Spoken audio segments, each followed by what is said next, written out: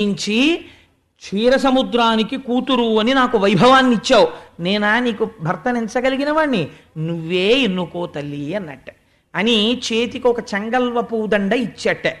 ఇస్తే ఆయన అంటారు, పలుకుల అమృతంబు చిలుకనెవ్వానితో భాషించవాడెపో బ్రహ్మయనగా ఎలయించి కెంగేల యవ్వని వరించవాడలోకములకు వల్లభుండు మియితీగ యవ్వని మేనితో గదియించవాడిపో పరమ సర్వజ్ఞమూర్తి నెలతుక ఎప్పుడు నివసించు ఏ ఇంట ఆ ఇల్లు పరుమగు అమృతపదము ఇంటి చూపువారె ఎచ్చోటి కచ్చోటు జిష్ణుదనద ధర్మ జీవితంబు కొమ్మ పిన్నన గవు గురుతర దుఃఖ నివారణంబు సృష్టి కారణంబు.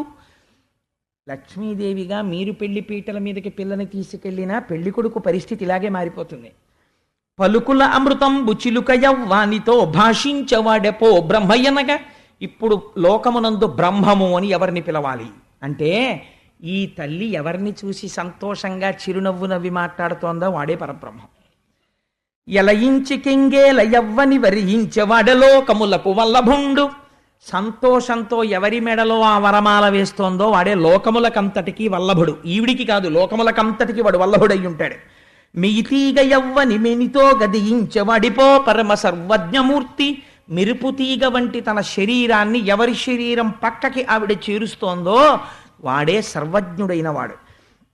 మెలతుక ఎప్పుడు నివసించు ఏ ఇంట ఆ ఇల్లు పరమగు అమృతపదము. ఈ తల్లి ఏ ఇంటికి వెళ్ళి నివసిస్తోందో ఆ ఇల్లు అమృతధామము. ఇంటి చూపు వారె ఎచ్చోటి కచ్చోటు జిష్ణు ధనద ధర్మ జీవితంబు.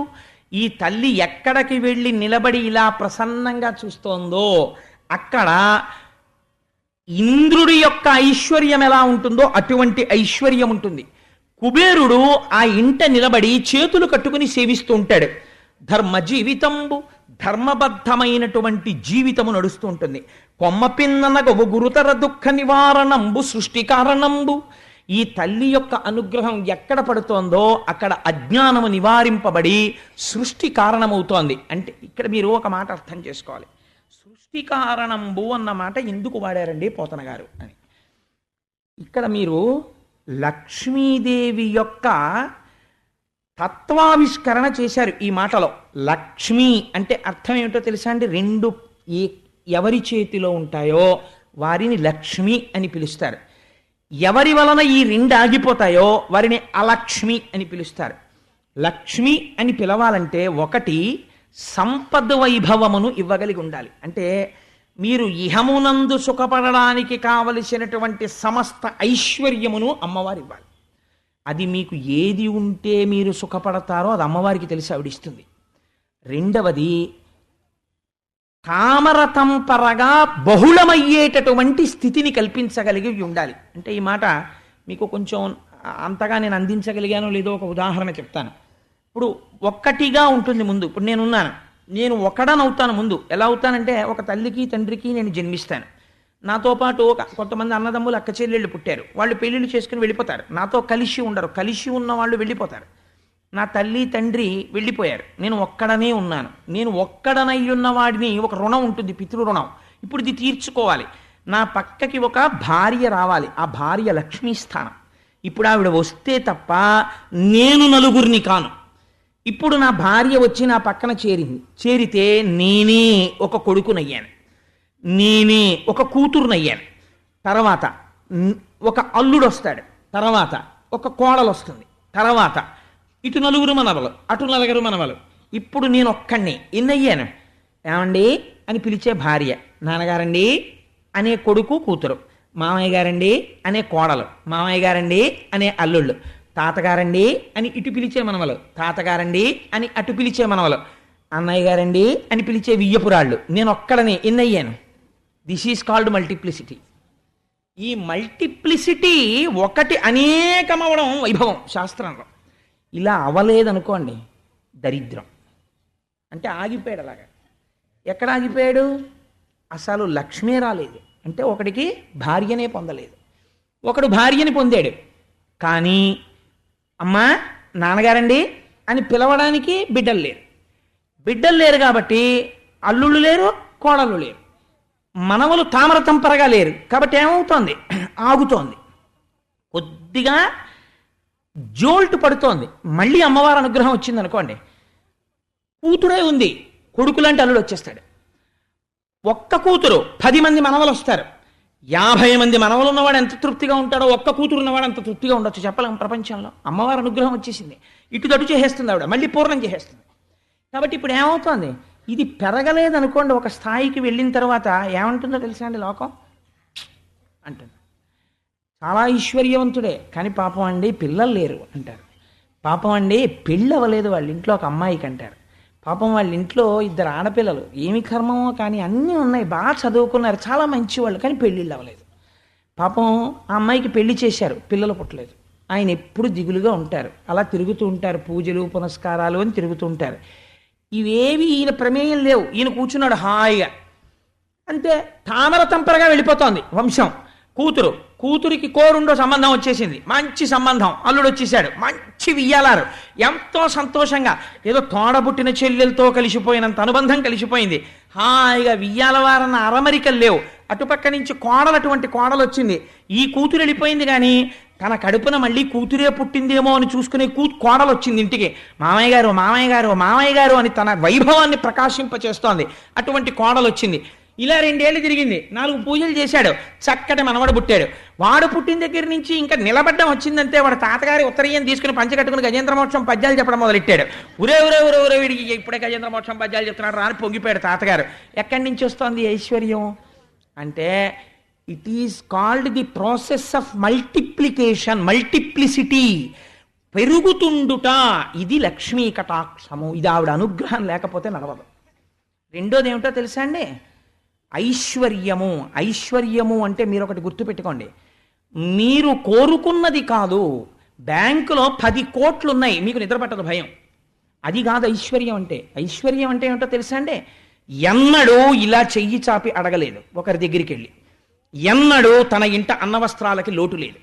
తను ఒక భోగం అనుభవించాలి అని మనసులో అనుకోగానే అది కూడిపోతుంది, తనకు అసలు ఆ కోరిక పుట్టదు. కానీ తనవారైన వారి కోసం ఎప్పుడో అనుకున్నాడు, ఈ భోగం ఉంటే బాగుండు వీళ్ళకి అనుకున్నాడు, అంతే భోగం వచ్చేస్తుంది.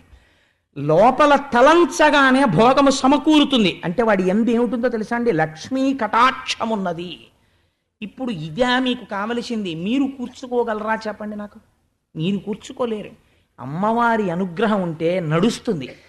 ఈ లక్ష్మీ తత్వంలో ఉన్న రహస్యం ఏమిటో తెలుసా అండి, ఐశ్వర్యం ఒకటే ఉంటే కళ్ళు మూసుకుపోతాయి. ఈశ్వరానుగ్రహం కలవలేదనుకోండి, కలవకపోతే ఎలా వచ్చిందో అలా వెళ్ళిపోతుంది ఆవిడ. అందుకే చెంచల లక్ష్మి ఆవిడ తప్పు కాదు, మన తప్పు. నారాయణుణ్ణి మరిచిపోతాం, జగత్తంతా వ్యాపించిన పరబ్రహ్మాన్ని మరిచిపోయి భోగం ఒక్కటే ఉండిపోవాలి నాకంటాం. లక్ష్మీదే ఉండిపోతే చాలు, నారాయణుడు మాకెందుకండి అంటాం. అంటే ఆవిడ ఏం చేస్తుంది, నా భర్తకి గౌరవం లేని చోట నేను ఉండను రా దుర్మార్గుడా. ఓ పూజ లేదు, ఓ పునస్కారం లేదు, ఓ పుణ్యం లేదు, ఓ పురుషార్థం లేదు. రావణాసురుడు ఐశ్వర్యంలా ఉంటుంది. వాడికన్నా ఐశ్వర్యం వెలిగించిన వాడు ప్రపంచంలో లేడు. గత జన్మలో తపస్సుంది, వెలిగింది కాసేపు, పోయినప్పుడు ఎలా పోయింది, భయంకరంగా పోయింది. అందుచేత ఏమవుతుంది, అదే లక్ష్మీ అనుగ్రహం ఉంది, ఏమైంది, ఒక్కొక్క బెట్టు ఎక్కిస్తుంది, తామర తంపరగా చేయిస్తుంది, గౌరవాన్ని ఇప్పిస్తుంది. ఇల్లు ఎప్పుడు పాలు పొంగినట్టు పొంగుతూ, ఒక్కొక్క ఇల్లు చూడండి ఏమిటో కానండి, ఆ ఇంట్లో వాళ్ళు ఎప్పుడూ సరదాయే, ఎప్పుడూ సంతోషమే. కాసేపు అలా తిరుపతి వెళ్ళిపోతారు, కాసేపు ఇలా ఎక్కడికో వెళ్ళిపోతారు, కాసేపు అలా వెళ్ళిపోతారు. ఆ డబ్బులు ఎక్కడి నుంచి వస్తాయో తెలియదు, ఎప్పుడు సంతోషమే, ఎప్పుడు హడావిడే. ఏదో ఆ పూజ చేయాలంటారు, ఈ పూజ చేయాలంటారు, ఈ పుస్తకం చదువుకోవాలంటాడు, అక్కడికి పరిగెడుతుంటాడు, ఇక్కడ పరిగెడుతుంటాడు. హీ మేక్స్ హిమ్సెల్ఫ్ బిజీ ఈశ్వర కార్యంలో. ఆ ఈశ్వరుడు యందు మగ్నమైన మనస్సు ఈశ్వరానుగ్రహంతో ఇల్లు చక్కబట్టబడుతూ ఉంటుంది. ఇదే సృష్టి కారణంబు. లక్ష్మీ అనుగ్రహానికి నీ అంత నువ్వు ఎలా ప్రయత్నించాలో, ఏది నీ జీవితాన్ని ఉద్ధరిస్తుందో పోతన గారు చెప్పేశారు. కాబట్టి ఆ తల్లి అనుగ్రహం ఎక్కడ పడిందో అక్కడ ఇవన్నీ ఉంటాయి సుమా. భావించి ఒక మాట బ్రహ్మాండమంతయు ఆటల బొమ్మరిల్లని తలంచు. ఆ తల్లి తామర పువ్వులో కూర్చుని అనుకుందిట, ఈ బ్రహ్మాండాలన్నీ నేను ఆడుకునే బొమ్మరిల్లు అనుకుందిట. నిజమే కదా, ఆవిడ అనుగ్రహం తలుచుకుందా బొమ్మల పెళ్ళిళ్ళు చేసేస్తుంది. రుక్మిణీ కళ్యాణంలో విందురు కానీ కన్నెపిల్లలతో ఈసారి రుక్మిణీ కళ్యాణం బ్రహ్మాండంగా భారీ ఎత్తున, దానికి అసలు లిమిట్ లేదు. ఈ గ్రౌండ్ నిండిపోయి రోడ్డెక్కేసినా సరే అంతమందికి రుక్మిణీ కళ్యాణం కన్నెపిల్లలతో చేయించాలని సంకల్పం చేశాం ఆ పద్యాలను అనుసంధానం చేసి. అందుకని బొమ్మల పెళ్లిళ్ళు చేసే బ్రహ్మాండంలా అనుకుంటుందిట. బోలించి ఒక మాట భువనంబులన్నీయు తన ఇంటిలో దొంతులని తలంచు. ఒక్కొక్కసారి అనుకుంటుందిట ఈ భువన భాండాలన్నింటినీ చూసి, ఇవన్నీ నా ఇంట్లో పెట్టుకున్న బొమ్మలు, ఆట వస్తువులు ఇవి అనుకుంటుందిట. అంటే అమ్మవారి క్రీడా పరికరాలు ఈ బ్రహ్మాండాలన్నీ. పాటించి ఒక మాట బ్రహ్మాది సురలను తన ఇంటిలో బొమ్మలని తలంచు. బ్రహ్మాది దేవతలందరినీ చూసి, ఇవన్నీ బొమ్మలు, నేను ఆడుకుంటుంటాను మా ఇంట్లో పెట్టుకుని, నేను తలుచుకుంటే బ్రహ్మ కుర్చీలో కూర్చోబెడతాను, బ్రహ్మ అవుతాడు. నాకు కోపం వస్తే తీసేస్తాను ఆ కుర్చీలోంచి, వాడు వెంటనే మళ్ళీ బికారైపోతాడు. అంటే అమ్మవారి అనుగ్రహాన్ని చెప్తున్నారు. బొమ్మలాట కింద ఆడించగలదా? తలుచుకుంటే ఇలా బొమ్మను తీసుకెళ్ళి కుర్చీలో పెట్టి రాజు అంటుంది. ఆవిడ కోపం వచ్చిందంటే తీసేసి తరాజు అంటుంది. అందుకని ఏమైపోయింది అంటే, పాటించి ఒక మాట బ్రహ్మాది సురులను తన ఇంటిలో బొమ్మలని తలంచు. గొనకని ఒక మాట కుంభినీ చక్రం బునలవడ బొమ్మ పీటని తలంచు. ఈ భూమిని అంతటినీ చూసి అనుకుంటుందట, ఇది నేను బొమ్మలు పెట్టుకునే పీట అనుకుంటుందట. మరి అన్ని బొమ్మలేగా ఉన్నవి, ఆడుతున్నాయిగా. సొలసి యొక్క మాట సూర్యేందు రోజుల అచటి దీపకళికలని తలంచు. ఆ సూర్యుణ్ణి చంద్రుణ్ణి చూసి, అవును నేను చక్కగా ఆడుకుంటూ మా ఇంట్లో మా నాన్నగారు, అమ్మ దీపం పెట్టరా ఆడపిల్లవి అంటే, నేను వెలిగించిన దీపాలు ఈ రెండు అంటూ ఉంటుంది. భామ ఒక్క మాట భారతీ దుర్గల ఆత్మశకులటంచు ఆదరించు. పార్వతీదేవిని సరస్వతీదేవిని వీళ్ళిద్దరూ నా సఖులు అని చెప్పి వాళ్ళిద్దరిని ఆదరించి, ఇద్దరిది చెరో చెయ్య పట్టుకుని దగ్గర కూర్చోపెట్టుకుని కబుర్లు ఆడుతుంది. ఎందుకని మరి ముగ్గురమ్మలలో అమ్మ కదా అని.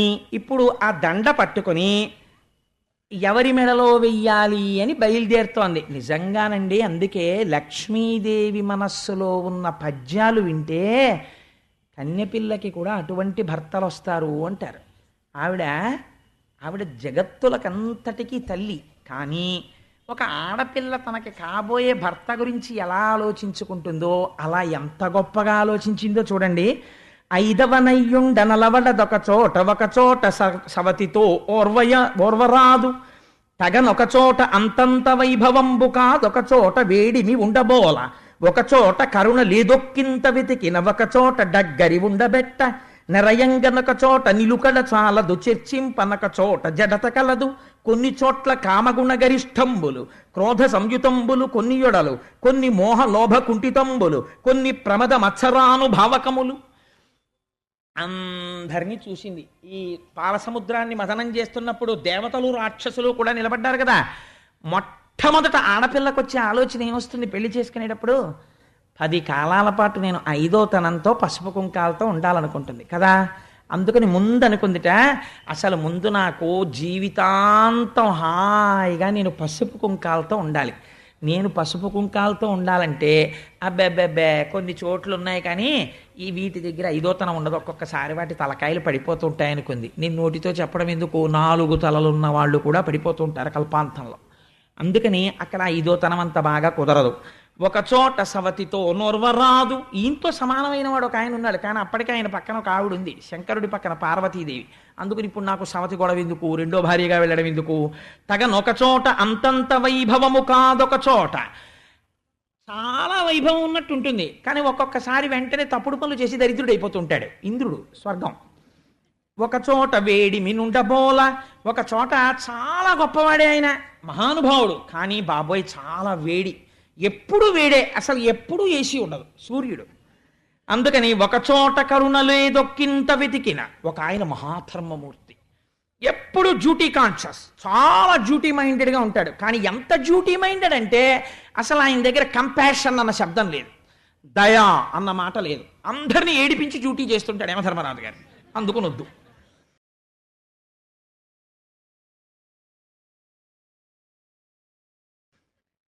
రెండవది, ఒక చోట కరుణ లేదొక్కింత వెతికిన ఒక చోట డగ్గరి ఉండబెట్ట.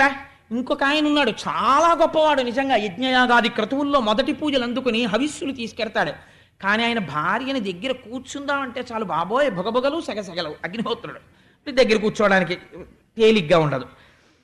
నిరయంగ ఒక చోట నిలకడ చాలదు. ఒక ఆయన ఉన్నాడు చాలా గొప్పవాడే, ప్రాణులకు అన్నిటికీ ఆధారభూతమైన వాడు, కానీ ఇలా కాఫీ కప్ పట్టుకుని లోపలికి వెళ్ళేటప్పటికి ఎక్కడికో వెళ్ళిపోతాడు. వాయుదేవుడు ఒక చోట ఉంటాడని చెప్పడం కుదరదు.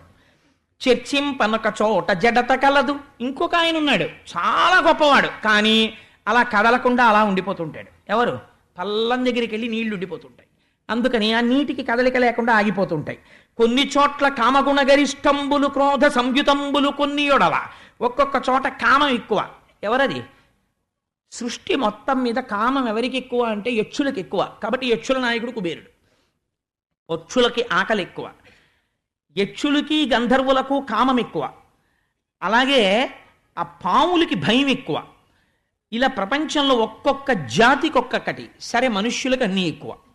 అందుచేత కొన్ని మోహలోభకుంఠితంబులు, కొన్ని ప్రమద మత్సరానుభావకములు, కొన్నింటిలో కామ క్రోధ లోభ మద మోహ మాత్సర్యాలు, ఇవన్నీ రాక్షస గణాలు. ఇలా అంటే నేను మరి ఎవరినో అనుకోకండి బాబా, అక్కడ లక్ష్మీదేవిలా చూపించినట్టుగా చెప్పాను అంతే. అందుకని రాక్షస గణములు అవన్నీ కూడా రాక్షస గణాలు. అందుకని చెప్పేసి వాళ్ళని పెళ్లి చేసుకోవడం ఏంటి అనుకుంది అమ్మవారు.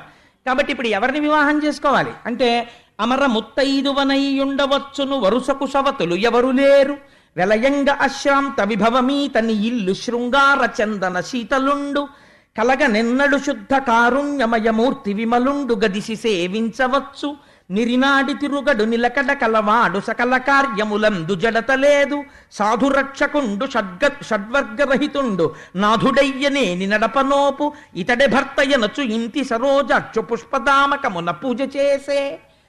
ఆ కర్ణ నారాయణుడి వంక చూసింది. చూసి ఈయన మెడలో వరమాల వేస్తే సవతి పోరు ఉండదు, ఈయన పడిపోవడం ఉండదు. కాబట్టి పూర్తిగా పసుపు కుంకాలు ఉంటాయి హాయిగాను.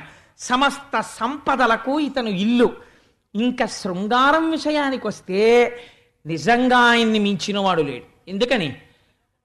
జలజాతాసనవాసవాది సుర పూజాభాజనం వైదనర్చుల తాంతాయుధు కన్న తండ్రి శిరమచ్చోవామ పాదంబునంతొలగంతో చలతాంగి అట్లు యగు నాథుల్ నెరముల్చేయబేరల కంచెందిన కాంతలెందు రుచిత వ్యాపారమున్నెత్తురే, నను భవదీయ దాసుని మనంబున నెయ్యపు కుంకెపూని తాచిన అది నాకు మన్ననయ, చెల్వగు నీ పద పల్లవంబు మత్తను పులకగ్ర కంటక వితానము తాచిన సొక్కునంచునేననియద అలుక మానవ కదాయికనైన అరాళ కుంతల అని తంతే పాదం పట్టుకోగలిగిన వాడు.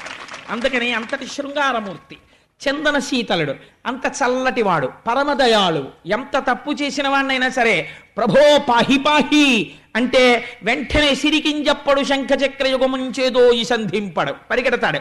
అటువంటి మహాదయాసింధువు, నిలకడగలిగినటువంటి వాడు, సకల కార్యములందు జడతలేదు. ఈ పని తర్వాత చేద్దాం లేని కూర్చునేవాడు కాడు, పరమ ఉత్సాహంతో ఉంటాడు, చైతన్యవంతంగాను, పరమ సాధువైనటువంటి వాడు. ఇట్లాంటి వాడు నాకు భర్త కావాలి అని ఇంటి సరోజాక్షు తామర పువ్వులు లాంటి కందులు ఉన్నవాడు ఇలా చేతులు కట్టుకుని నిలబడ్డట్టు, ఏమీ తెలియని వాడిలాగా.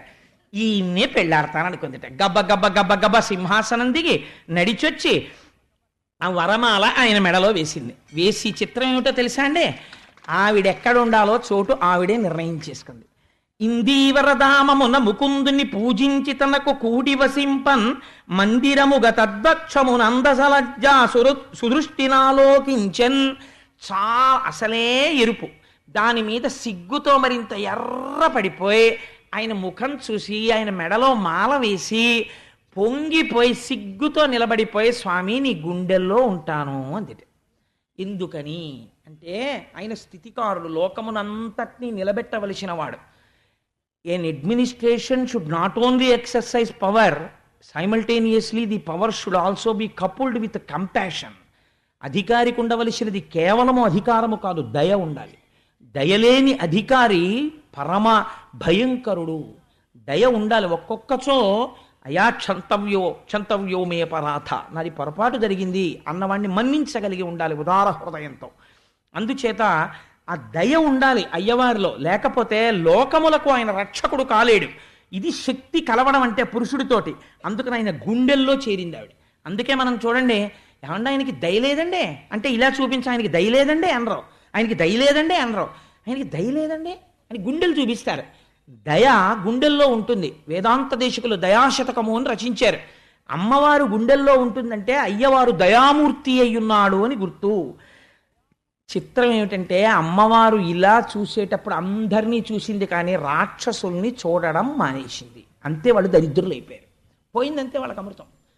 కాబట్టి జగముల తండ్రి అయి తనరు శౌరి జగంబుల తల్లి ఇందిరం తగ నురమందు దాల్చే అట తత్కరుణారస దృష్టిచే ప్రజల్ మనడగదొంటి భంగి అతిమంగళ సాధ్వి పతిత్వ సంపదన్ నగడిన లోకముల్కని రనేక శుభంబులు పొందిరత్తరిన్.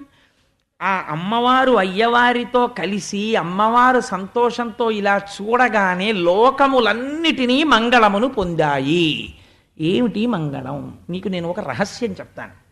సాధారణంగా మనకి వైదిక ప్రక్రియలో ఒక మూర్తి ఉన్నది లక్ష్మీదేవికి. ఏమిటో తెలుసా అండి? ఆ మూర్తి గుడ్లగూబ మీద కూర్చుని ఉంటుంది ఆవిడ. గుడ్లగూబని సంస్కృతంలో ఉలూకము అని పిలుస్తారు. ఉలూకము అంటే ఏమిటో తెలుసా అండి? పగటిని చూడలేని పక్షి. పగలొస్తే గుడ్లగూబకి చాలా బాధగా ఉంటుంది. కాకి సంతతిని చంపుతుంది గుడ్లగూబ. కాకితో విరోధం దానికి. కాకి సంసారం. పగలు చూడలేదు, చీకట్లో చూస్తుంది గుడ్లగూబ బాగాను. దానికి కళ్ళే భయంకరంగా ఉంటాయి. అటువంటి గుడ్లగూబ మీద లక్ష్మీదేవి కూర్చుని చూపిస్తారు. అలా ఎందుకు చూపిస్తారో తెలుసా అండి?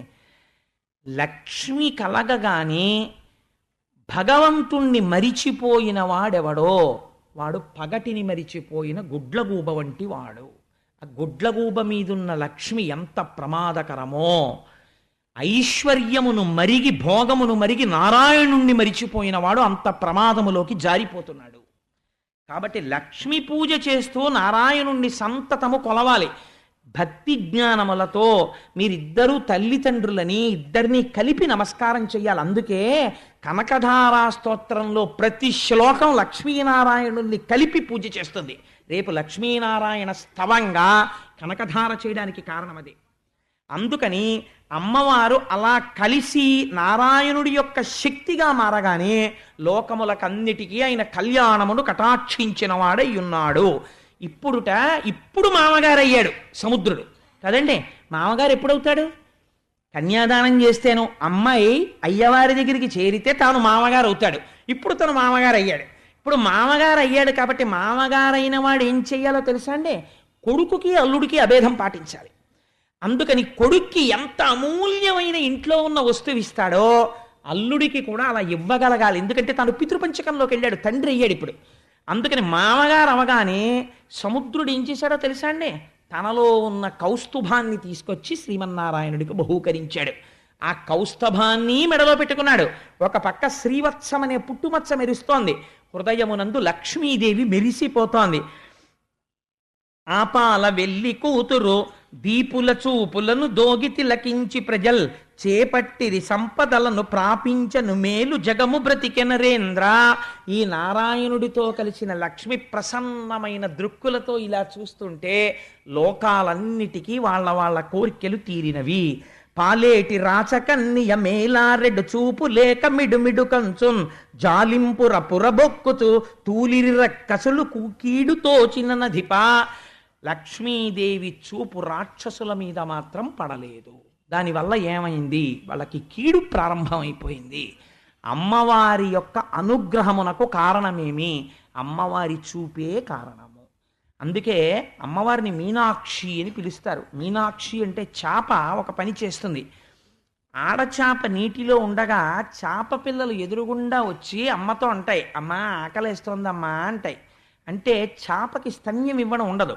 అది ఏం చేస్తుందంటే చేప పిల్లలన్నిటి వంక పరమదయతో ఒకసారి అలా చూస్తుంది. ఇది తాబేలు చేస్తుంది, చేప చేస్తుంది.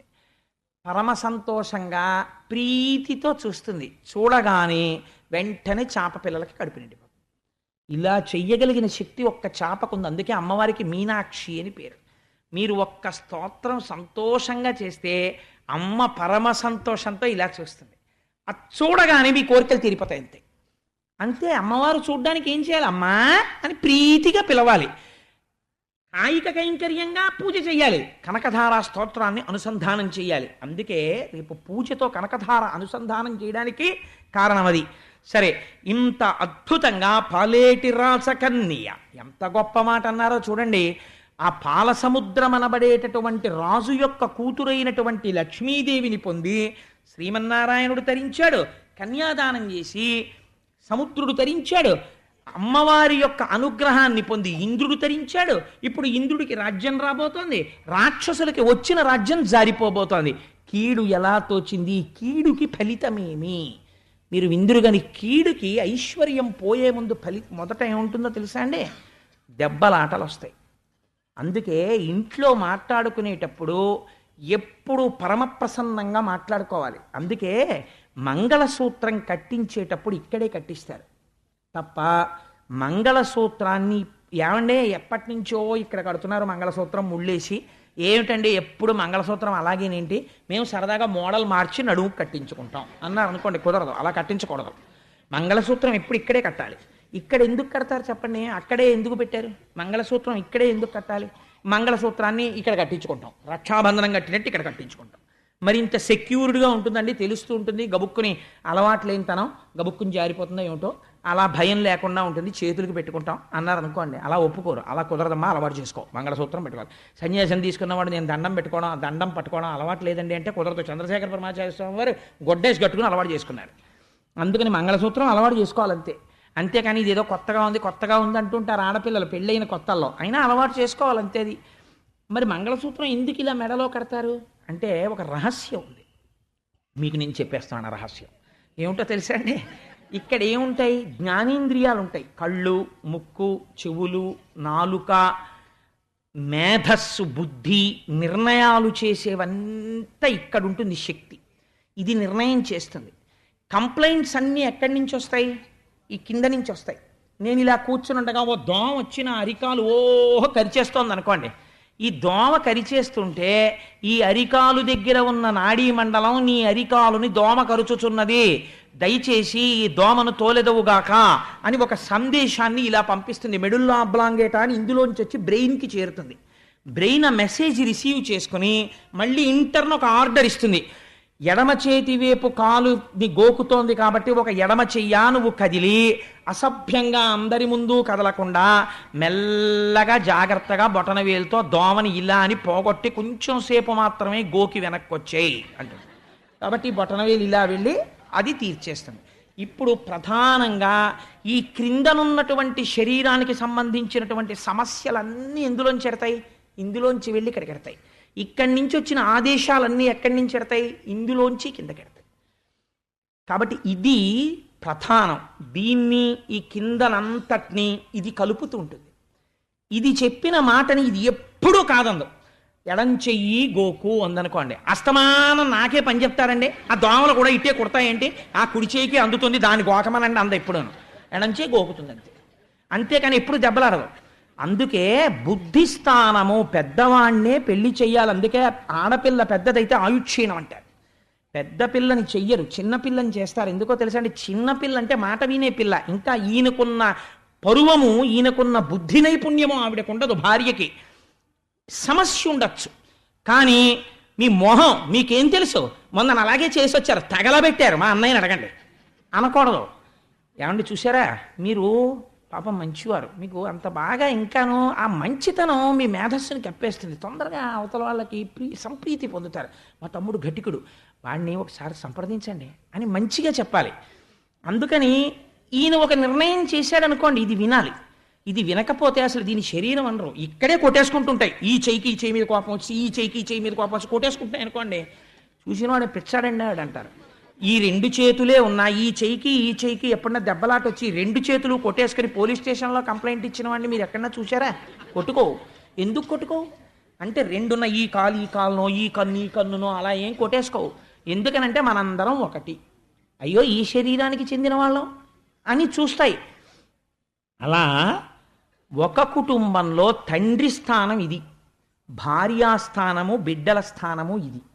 సమస్య ఉండొచ్చు, కానీ ఆ ఇంట్లో ఎలా ఉండాలంటే శరీరమునందు ఏకత్వం ఉన్నట్టు, దీని ఆలోచనలు ఇది మన్నించినట్టు నీవు కూడా విని నీ ఇంటిని ప్రశాంతముగా ఉంచుకుందువుగాక. ఇన్ని సమస్యలో ఇలా పెడుతున్నాయి, ఇన్ని ఆర్డర్సో కిందకెడుతున్నాయి, ఒక్కటి పైకి వినపడుతోందా? ఇల్లు అలా ఉండాలి. ఇల్లాలు నోరు పైకి వినపడకూడదు, అంత అందంగా ఉండాలి. చక్క పెట్టడం, ఇల్లాలి సమర్థతే ఇంటి ఐశ్వర్యానికి కారణమవుతుంది. అటువంటి ఐశ్వర్యం ఎక్కడి నుంచి వస్తోంది? ఇల్లాలిలోంచి వస్తోంది. అందుకని ఇది మంగళసూత్రము. ఇలా వినబడేటట్టు మా ఇల్లు ఉండుగాక. ఇంట్లో అరుపులు కేకలు, లేచిన దగ్గర నుంచి దెబ్బలాట్లు కేకలు, పిల్లలు తండ్రి మీద, తండ్రి పిల్లల మీద, వాడు ఈ ఛానల్ పెడతాడని వీడు ఈ ఛానల్ పెడతాడని రిమోట్ కంట్రోల్ విసిరేసి, ఈయన కాఫీ విసిరేసి, ఆవిడేమో స్టవ్ ఆర్పేసి పని పిల్ల మీద కేకలేసేసి, పని వాళ్ళు యజమాని మీద కేకలేసేసి, నా అల్లరి, దీనికి తోడు ఇంట్లో జంతువులు, ఇదంతా కూడా పెరిగిపోయాయి అనుకోండి. ఇంకా ఆ ఇల్లు ఇల్లులా ఉండదు. ఎక్కడుంటుందండి? లక్ష్మీదేవి పారిపోతున్నాయి ఇంట్లోంచి, దరిద్రం వచ్చేస్తుంది. కాబట్టి ఎందువల్ల లక్ష్మి ఉంటుందో, ఇల్లు ఎలా ఉండాలో మనకి చూపిస్తోంది లక్ష్మీ కళ్యాణ వైభవం. అందుచేత మహానుభావుడు కౌస్తభాన్ని ఇస్తే దాన్ని ధరించి శ్రీమన్నారాయణుడు లక్ష్మీ సహితుడయ్యాడు. అయితే మీరు ఒక్క మాట నేను మనవి చేస్తాను. ఈ లక్ష్మీ కళ్యాణ ఘట్టం అన్నదాన్ని నేనైతే అనుకుంటున్నాను, అసలు ఇంట్లో ఉన్నటువంటి స్త్రీలు, పురుషులు చదివితే చాలా మంచిదే, వాళ్ళకి ఎప్పుడో అప్పుడు సమయం ఉంటుంది కాబట్టి అసలు ఈ లక్ష్మీ కళ్యాణ ఘట్టం అనేటటువంటి దాన్ని చదువుకుంటూ ఉండాలి, కనీసం ఆ లక్ష్మీ ఆవిర్భావం దగ్గర నుంచి. కానీ ఏమండి, పద్యాలు మేము చదువుకోలేం కదా, ఇవన్నీ ఎలా కొరుకుడు పడతాయి ఇన్ని పద్యాలు అని అనుకున్న వాళ్ళ కోసం నేను ఎప్పుడో ఒక దశాబ్దమో 2 దశాబ్దాల క్రితమో ఒక మహాపురుషుడు భాగవతంలో ఎలా ఉందో అలా యథాతథమైనటువంటి లక్ష్మీ కళ్యాణ ద్విపద రచన చేశారు ఒక ఆయన. ఆ ద్విపద ఎంత గొప్పగా రచించారంటే అది చదువుకోవడానికి 5వ క్లాస్ పాస్ అయితే చాలు. మీరు రోజు ఇంట్లో లక్ష్మీ కళ్యాణం చదువుతుంటే ఇల్లు లక్ష్మీ నివాసమై ఉంటుంది. అటువంటి ద్విపద మీకు ఒక్కసారి మనవి చేస్తాను. ఆయన యొక్క రచనా వైశిష్ట్యాన్ని మీరు పరిశీలన చెయ్యండి, ఎంత అందంగా రచించారో దాన్ని వినండి ఒక్కసారి. పాలమున్నీటిలో పడవంపులతగా పసివెన్న ముద్దగా ప్రభవంబునుంది, కలుములు వెదజల్లు కలికి చూపులకు మరులంది మధువుకై మక్షికలట్లు, ముక్కోటి వేల్పులు ముసురుకొనంగా తలపులో చర్చించి తగ నిరసించి, అఖిలలో కాధారు నిగమ సంచారు నతజనమందారు నందకుమారు, వలచివరించిన వరలక్ష్మి